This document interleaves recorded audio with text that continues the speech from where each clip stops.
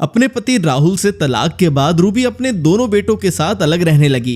इसके बाद उसे नितिन नाम के युवक से प्यार हो गया। दोनों शादी की तैयारी कर रहे थे, तभी रूबी के दोनों बेटों की हत्या हो गई। आखिर किसने और क्यों की यश और वंश की हत्या, आइए जानते हैं इस वीडियो में। 11 साल के वंश और 7 साल के यश की लाशें गन्ने के खेत में पड़ी थी। उनकी हत्या गला घोट कर की गई थी। दोनों ही बच्चे स्कूल की ड्रेस में थे। दोनों भाइयों की लाशें देखकर पुलिस का कलेजा भी कांप उठा था। पुलिस ने मौके पर ही फॉरेंसिक टीम को बुला लिया था। मौके की सारी कार्रवाई पूरी करने के बाद पुलिस ने दोनों बच्चों की लाशें पोस्टमार्टम के लिए मोर्चरी भेज दी।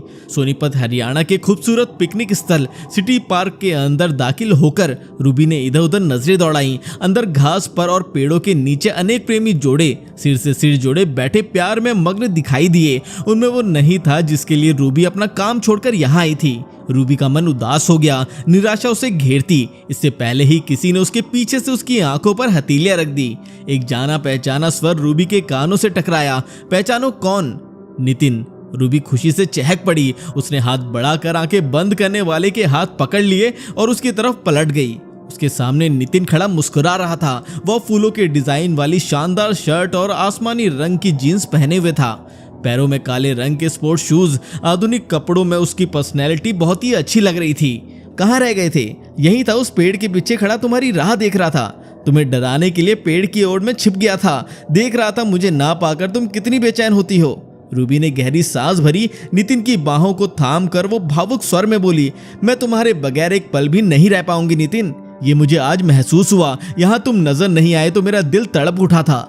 मैं यूं उदास हो गई जैसे मेरी अपनी कोई प्यारी चीज गुम हो गई है। नितिन ने रूबी को बाहों में ले लिया। मेरा भी हाल तुम्हारे जैसा ही है रूबी। तुम्हें बगैर एक बार देखे मुझे कुछ भी अच्छा नहीं लगता। तुम्हारे लिए मैं बेचैन हो जाता हूँ। तो फिर मुझे हमेशा के लिए अपना क्यों नहीं बना लेते? तुम्हें अपनाऊंगा। इसी विषय में बात करने के लिए मैंने तुम्हें आज काम से जल्दी छुट्टी लेके यहाँ बुलाया है। नितिन थोड़ा गंभीर हो गया। आओ कहीं बैठकर बात करते हैं। रूबी की कमर में हाथ डाले नितिन पार्क में एक पेड़ की तरफ बढ़ गया। उस पेड़ के आसपास कोई नहीं बैठा था। वो एकदम सन्नाटे भरी जगह थी। दोनों पेड़ से सटकर बैठ गए। नितिन ने रूबी की आंखों में झांकते हुए पूछा, तुम मुझे कितना चाहती हो रूबी? रूबी तुरंत बोली, अपनी जान से ज्यादा। लेकिन तुम ऐसा क्यों पूछ रहे हो? तुम शादीशुदा हो ना रूबी? नितिन एकदम गंभीर हो गया। रूबी बोली, शादीशुदा हूं नहीं थी नितिन। मैंने अपने पति से 4 साल पहले तलाक ले लिया था। ये बात मैंने तुम्हें उसी वक्त बता दी थी जब तुम प्यार का इजहार करने पहली बार मेरे करीब आए थे। नितिन बोला, हाँ तुमने ये भी बताया था कि तुम अपनी स्वर्गवासी बहन के 2 बच्चे पाल रही हो। तब तुमने आज ये सवाल क्यों उठाया है? इसलिए कि तुम्हारा मुझसे शादी करने के बाद फिर से अपने पूर्व पति की ओर झुकाव तो नहीं हो जाएगा? रूबी ने नितिन को घूरा। दारू पीकर आए हो क्या? आज रूबी तिलमिला गई। यदि मुझे ऐसा ही करना होता तो मैं तुम्हारी और प्यार भरा हाथ नहीं बढ़ाती। कब का अपने पूर्व पति की चौखट पर चली जाती। लेकिन मैंने ऐसा नहीं किया है। मैंने अपने पति से तलाक लिया है। 4 साल से उससे अलग रह रही हूँ। 4 साल बहुत होते हैं नितिन। मैंने पति को छोड़कर जीना सीख लिया है। तुम मेरी जिंदगी में आने वाले दूसरे मर्द हो। तुम्हें मैंने अपना दिल दिया है। मैं तुमसे सच्ची मोहब्बत करती हूँ। यदि तुम्हें मुझ पर विश्वास नहीं है तो हम रास्ता बदल लेते हैं। ऐसा मत कहो रूबी, तुम मेरी जान हो, मेरी जिंदगी हो। नितिन का स्वर भीग गया। उसकी आंखों में आंसू आ गए। रास्ता बदलने की बात फिर कभी मत करना। मैं जी नहीं पाऊंगा तुम्हारे बगैर। रूबी ने तेवर ढीले कर लिए। उसने अपनी बाहें फैला दी और नितिन को अपनी ओर खींच लिया। नितिन उसके सीने से बच्चे की तरह सट गया। अब दोनों की ही आंखें बरस रही थी। ये उनके प्यार का सच्चा सबूत हो सकता था। 22 फरवरी 2024 को अच्छी धूप खिली थी। सोनीपत के सिविल लाइन थाने के एसएचओ सतवीर सिंह कक्ष के बाहर धूप में बैठे अखबार देख रहे थे। तभी एक 30-32 साल की महिला बदहवासी की हालत में वहां आई। एसएचओ सतवीर ने अखबार एक और करके उस महिला को गौर से देखते हुए पूछा, क्या हुआ? तुम इतनी घबराई हुई क्यों हो? साहब, मेरे बच्चे गुम हो गए हैं। बच्चे? एसएचओ चौके, कितने बच्चे गुम हुए हैं तुम्हारे? 2 बच्चे साहब। कल दोनों सुबह स्कूल गए थे लेकिन तब से अभी तक घर नहीं लौटे हैं। कहते हुए महिला रोने लगी। एसएचओ उठकर खड़े हो गए। उन्होंने हैरानी से पूछा, कल बच्चे स्कूल गए थे और घर नहीं लौटे। वे दोपहर में घर आते होंगे। तब कल से अभी तक तुम ये गुमशुदगी दर्ज करवाने यहाँ क्यों नहीं आई? साहब, मैं एक फैक्ट्री में काम करने जाती हूँ। सुबह जाती हूँ तो शाम को लौटती हूँ। कल बच्चों को स्कूल भेजकर मैं काम पर चली गई थी। शाम को लौटी तो मुझे घर के दरवाजे पर ताला लगा दिखा, जबकि रोज घर का दरवाजा खुला मिलता था। मैंने सोचा बच्चे आस पड़ोस में जाकर बैठ गए होंगे। मैंने आस पड़ोस के घरों में उन्हें तलाश किया। मुझे पड़ोसियों ने बताया कि उन्होंने बच्चों को दोपहर में यहाँ नहीं देखा। वो घर लौटे या नहीं उन लोगों को नहीं मालूम। तब मैं बहुत घबरा गई। मैंने बच्चों के स्कूल जाकर पता किया तो वहाँ मौजूद चौकीदार ने बताया कि बच्चे दोपहर को स्कूल बंद हुआ तो घर के लिए चले गए थे। मैं रात भर इधर उधर जान पहचान वालों के घर दौड़ती रही, लेकिन बच्चे कहीं भी नहीं मिले साहब। मेरे बच्चों का किसी ने अपहरण कर लिया है, आप उन्हें ढूंढ दीजिए। महिला जोर जोर से रोने लगी। एसएचओ ने उसे सांत्वना देते हुए कहा, चुप हो जाओ, रोने से बच्चे नहीं मिलेंगे, बैठ जाओ और विस्तार से सब बताओ। महिला कुर्सी पर बैठ गई। उसने दुपट्टे से अपने आंसू पोंछे तो एसएचओ ने एक सिपाही से पानी मंगवाकर महिला को पीने को दिया। जब वो थोड़ा सामान्य हुई तो एसएचओ ने दूसरी कुर्सी पर बैठते हुए पूछा, तुम्हारा क्या नाम है? सर, मेरा नाम रूबी है। जो बच्चे गुम हुए हैं उनके नाम, उम्र बताओ। बड़े का नाम वंश है साहब, उम्र 11 वर्ष है। दूसरे का नाम यश है, वो 7 साल का है। इनके पिता का नाम क्या है? बच्चों के पिता का नाम राहुल है साहब, लेकिन उससे मेरा 7 साल बाद तलाक हो गया था। मैं उससे अलग आदर्श नगर की गली नंबर 5 में बच्चों के साथ रहती हूँ साहब। एक फैक्ट्री में काम करके अपना और अपने बच्चों का पेट पालती हूँ। एसएचओ सतवीर सिंह ने पूछा, बच्चे किस स्कूल में पढ़ते थे? वो मशद मोहल्ला में स्थित स्कूल में पढ़ते थे साहब। आप उन्हें तलाश करवाइए साहब, मैं अपने बच्चों के बगैर जिंदा नहीं रह पाऊंगी। रूबी फिर से रोने लगी। बच्चों के फोटो लाई हो तुम? जी हाँ साहब, रूबी ने कहने के बाद पर्स से निकालकर दोनों बच्चों के फोटो एसएचओ को दे दिए। एसएचओ ने रूबी को दोनों बच्चों की गुमशुदगी को अज्ञात के खिलाफ धारा 365 के अंतर्गत दर्ज करवा कर रूबी से 2-3 सवाल और पूछे। फिर उसे यह आश्वासन देकर रूबी को घर भेज दिया कि उसके बच्चों की तलाश में कोई कसर नहीं छोड़ी जाएगी। एसएचओ सतवीर ने रूबी के 2 बच्चों की लापता होने की जानकारी डीसीपी नरेंद्र कडियान और एसीपी नरसिंह को भी दे दी। 2 बच्चों का अपहरण बहुत ही गंभीर बात थी। डीसीपी नरेंद्र कादियान ने इस मामले की जांच सेक्टर 7 की एंटी गैंगस्टर यूनिट को सौंपते हुए एसएचओ सतवीर सिंह को भी पूरी तरह मामले में सक्रिय रहने का निर्देश दिया। एंटी गैंगस्टर यूनिट का गठन आपराधिक गतिविधियों में लिप्त गैंगस्टर और पेचीदा केसेस के लिए किया गया था। इस यूनिट के इंचार्ज इंस्पेक्टर अजय धनखड़ थे। इंस्पेक्टर अजय धनखड़ ने रूबी के बच्चों और यश के फोटो एसएचओ सतवीर सिंह से लेकर सभी थानों में फ्लैश करवा दिए। थानों में सूचना भिजवा दी गई कि इन बच्चों के विषय में कोई भी जानकारी मिलने पर एंटी गैंगस्टर यूनिट सेक्टर 7 को सूचित किया जाए। यूनिट की टीम सबसे पहले रूबी से पूछताछ करने उसके घर गली नंबर 5 आदर्श नगर पहुंची। रूबी घर पर ही थी। उसने बच्चों के विषय में पूछताछ करने पर इस टीम को भी वही सब बताया जो वो सिविल लाइन थाने के एसएचओ सतवीर को कल सुबह बता कर आई थी। इंचार्ज धनखड़ ने उसे सवाल पूछा, तुम्हारा पति से तलाक क्यों हुआ था? मेरा पति राहुल और उसके परिवार वाले अच्छे लोग नहीं थे साहब। मुझे शादी के बाद से ही छोटी छोटी बातों पर परेशान करते थे। राहुल दारू पीता था और घर वालों के उकसाने पर मुझे मारता था। मैं उसके 2 बच्चों की मां बन गई। फिर भी राहुल का व्यवहार मेरे प्रति पहले जैसा ही रहा। वो घर वालों के कहने पर चलने वाला अखड़ इंसान था। आखिर तंग आकर मैंने उससे कोर्ट द्वारा तलाक ले लिया और यहाँ रहने लगी। बच्चे तो राहुल के भी थे। उसने अपने बच्चे तुम्हें कैसे सौंप दिए? वो बच्चे नहीं देता साहब। ये तो मैंने कोर्ट से गुहार लगाई कि बच्चे छोटे हैं, उन्हें मैं ही पाल सकती हूँ। इनका बाप दारूबाज और लापरवाह इंसान है, वो बच्चों को ठीक से नहीं संभाल पाएगा। तब कोर्ट ने बच्चों को मेरे हवाले कर दिया था। तुम्हारा पति राहुल कहाँ रहता है? उसका पता बताओ। वो विकास नगर में रहता है साहब। रूबी ने कहने के बाद राहुल का पता टीम इंचार्ज को लिखवा दिया। तुम्हें किस पर शक है? ऐसा व्यक्ति जो तुम्हारे साथ दुश्मनी रखता है। यहाँ आप आस पड़ोस में मेरे व्यवहार के बारे में पूछताछ कर ले। मैं सभी के साथ अच्छे पड़ोसी की तरह रहती हूँ। यहाँ सभी मेरे बच्चों को बहुत प्यार करते थे, इसलिए यहाँ तो मेरे बच्चों का कोई दुश्मन नहीं हो सकता। हाँ, मुझे राहुल पर शक है। वो बच्चों को अपने साथ रखने के लिए उनका अपहरण कर सकता है। आप उनसे पूछताछ करिए। ठीक है, हम राहुल से पूछताछ कर लेंगे। तुम्हें यदि बच्चों के बारे में कुछ भी पता चले तो हमें खबर देना। रूबी को हिदायत देकर इस टीम ने रूबी के आस पड़ोस में उसके बच्चों वंश और यश से रूबी के व्यवहार के विषय में जानकारी जुटाई। उन्हें बताया गया कि रूबी अपने बच्चों से बहुत प्यार करती थी। वो यहाँ सबके साथ मेल मिलाप के साथ रहती है। उसके बच्चों से सभी प्यार करते हैं। दोनों बच्चे बहुत मासूम और हंसमुख हैं। उन्हें जल्दी तलाश किया जाए। इंचार्ज अजय धनखड़ ने उन्हें यह आश्वासन दिया कि रूबी के बच्चों को शीघ्र सकुशल तलाश करके रूबी को सौंप दिया जाएगा। टीम रूबी के पूर्व पति से पूछताछ करने के लिए विश्वास नगर के लिए रवाना हो गई। एंटी गैंगस्टर यूनिट की टीम ने राहुल के बारे में धारणा बनाई थी कि वो नशेड़ी स्वभाव और अक्खड़ दिमाग वाला व्यक्ति होगा। लेकिन जब टीम राहुल के घर गई तो शांत स्वभाव वाले दुबले पतले व्यक्ति ने उनका स्वागत किया। ये राहुल था। राहुल को देखकर नहीं लगता था कि वो नशा करता होगा। इस टीम को अपने दरवाजे पर देखकर उसने बहुत हैरानी से पूछा, कौन है आप लोग? मैंने आपको पहले कभी नहीं देखा। एसआई सबल सिंह ने बताया, हम हरियाणा पुलिस की एंटी गैंगस्टर यूनिट से हैं, तुमसे मिलने आए हैं। ओह, राहुल चौंक कर बोला, आप सब अंदर आकर बैठिए। टीम में 7 लोग थे, वे अंदर आ गए। यह साधारण सा कमरा था, बहुत व्यवस्थित और साफ सुथरा। अंदर पलंग और सोफा था। एंटी गैंगस्टर यूनिट के लोग पलंग और सोफा पर बैठ गए। क्या सेवा करूं बताइए? हमें तुमसे कुछ पूछताछ करनी है। राहुल स्टूल खींचकर उस पर बैठ गया। पूछे साहब, आप मुझसे क्या पूछना चाहते हैं? राहुल, तुम्हारे बच्चे वंश और यश का 21 फरवरी को किसी ने अपहरण कर लिया है। टीम इंचार्ज अजय धनखड़ ने गंभीर स्वर में कहा तो राहुल कुछ पल के लिए हैरान रह गया। क्या कह रहे हैं साहब? राहुल विचलित होकर अपनी जगह खड़ा हो गया। किसने किया मेरे बच्चों का अपहरण? ये हम तुमसे पूछने आए हैं। तुम्हारी पूर्व पत्नी रूबी का कहना है कि तुमने बच्चों का अपहरण किया है। रूबी झूठ बोलती है साहब। भला मैं अपने बच्चों का अपहरण क्यों करूंगा? मेरी तो वे आंखों के तारे हैं साहब। तुम्हारे बच्चे 21 फरवरी को स्कूल गए थे, तभी से वे घर नहीं लौटे हैं। रूबी ने उन्हें हर जगह ढूंढ लिया है। तुम्हें किसी पर शक है? राहुल कुछ देर शांत बैठा, कुछ सोचता रहा, फिर एकदम से बोला, साहब ये काम रूबी ही कर सकती है। बच्चे रूबी ने ही लापता किए हैं, नाम मेरा ले रही है। रूबी बच्चों को अपनी जान से ज्यादा चाहती है। वो अपने ही बच्चों को भला क्यों गायब करेगी? उसे अपने प्रेमी से शादी रचानी है साहब। बच्चों को उसने लापता ही नहीं किया होगा। हो सकता है कि उसने बच्चों के साथ कुछ गलत भी कर दिया हो।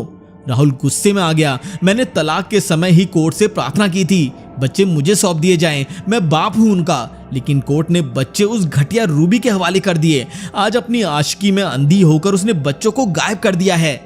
राहुल द्वारा बताई गई बात ने सभी को चौंका दिया। यूनिट इंचार्ज अजय धनखड़ ने हैरानी से पूछा, क्या तुम दावे के साथ कह सकते हो कि रूबी का कोई आशिक भी है? आशिक है साहब। मुझसे तलाक लेने के बाद ही रूबी उसके प्रेम जाल में फंस गई थी। उसका नाम पता ठिकाना जानते हो तुम? हाँ, नितिन पुत्र राकेश सिंह साहब, वो बागबत के बरनवा गांव का है। वो सेक्टर 27 कबीरपुर में किराए पर रहता है। यहाँ बड़ी का काम करता है। मेरे बच्चों का अपहरण इसने ही रूबी के कहने पर किया होगा। टीम इंचार्ज अजय धनखड़ उठते हुए बोले, तुमने हमें नई जानकारी दी है, हम नितिन को चेक करते हैं। वो टीम के साथ बाहर आ गए। राहुल की जानकारी से इस केस में नया मोड़ आ गया था। Anti gangster unit crime branch की टीम को राहुल के बयान से एक नई राह मिल गई थी। वो उसी दिशा में काम कर रही थी। 2 दिन बीत गए थे, लेकिन अभी तक रूबी के लापता हुए दोनों बेटों वंश और यश का कुछ पता नहीं चला था। रूबी 2 दिनों से थाना सिविल लाइंस के चक्कर लगा रही थी। उसका रो रो कर बुरा हाल हो गया था। एसएचओ सतबीर उसे एक ही बात कहते, धीरज रखो, तुम्हारे बच्चों की खोज जारी है, वो शीघ्र मिल जाएंगे, उन्हें सकुशल हासिल किया जाएगा। इधर एंटी गैंगस्टर यूनिट के एसआई सबल सिंह टीम के साथ उस स्कूल में पहुंच गए थे जहां वंश और यश पढ़ते थे। स्कूल प्रशासन का कहना था 21 फरवरी को दोनों बच्चों को उनकी मां रोज की तरह स्कूल छोड़ने आई थी।